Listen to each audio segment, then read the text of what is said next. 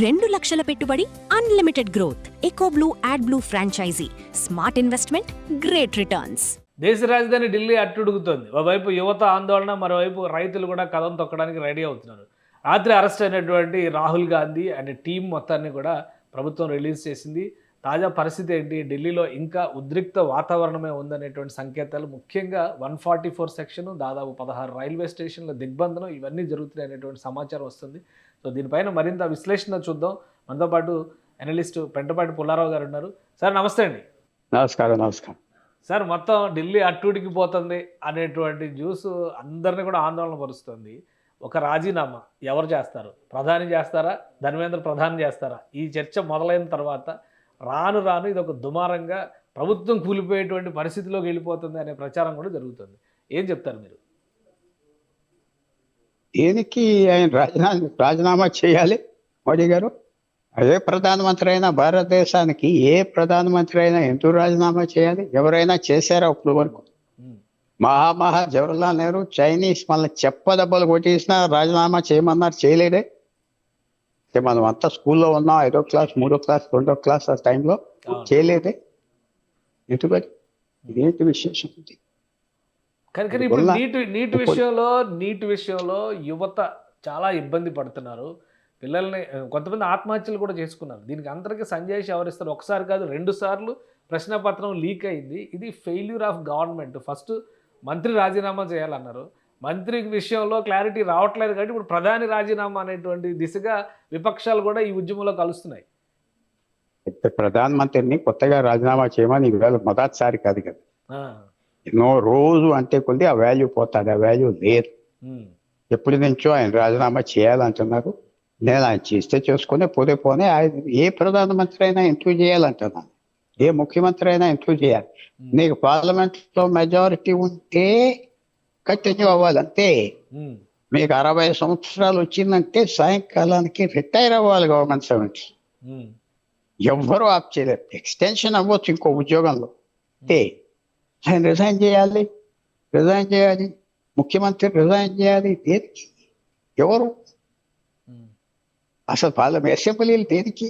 నీకు మెజారిటీ ఉన్నది, చేసుకో. నీకు ఇష్టం లేదు, వచ్చే 5 సంవత్సరాల తర్వాత తీసేయి.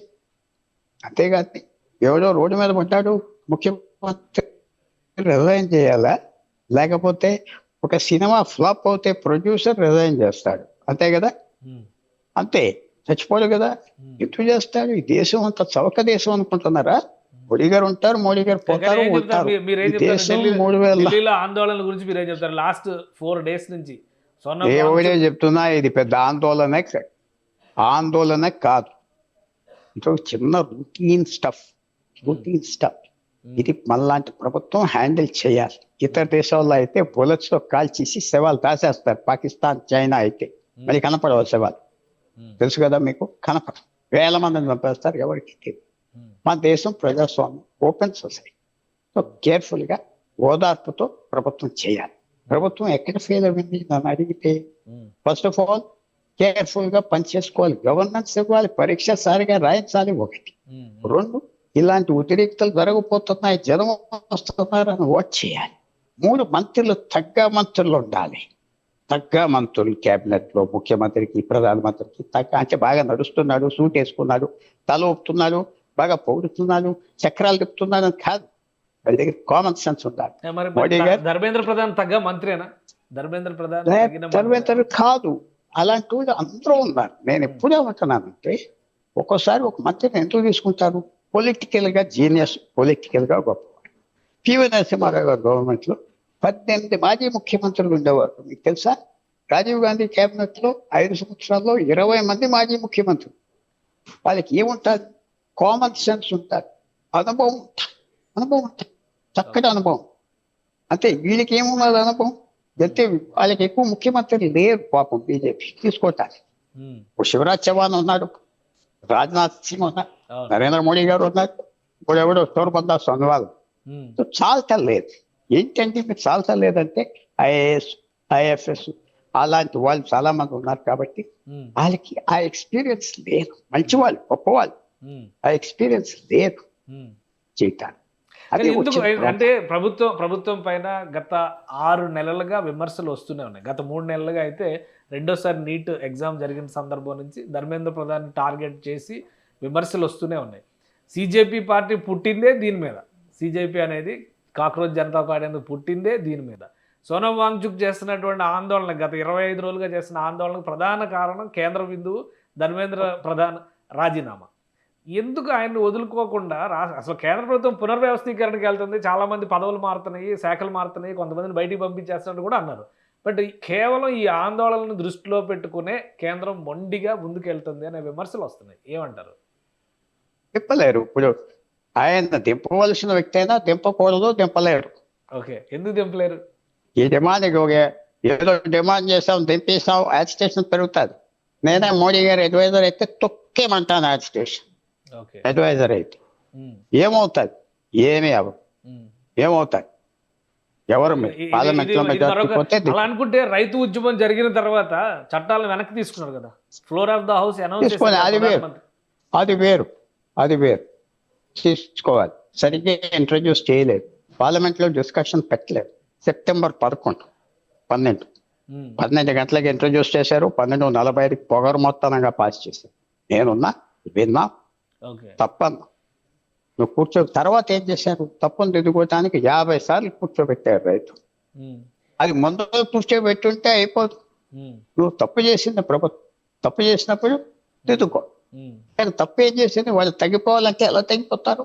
ఒక ముఖ్యమంత్రి ఉన్నారు, మన ముఖ్యమంత్రులు తెలుగు వాళ్ళు ఎవరో ఉన్నారు. వాళ్ళు అది దిగిపోతే నేను తీసేస్తామంటే వాడి personal scam, personal scandal, personal corruption, personal life అయితే తీసేయాలి.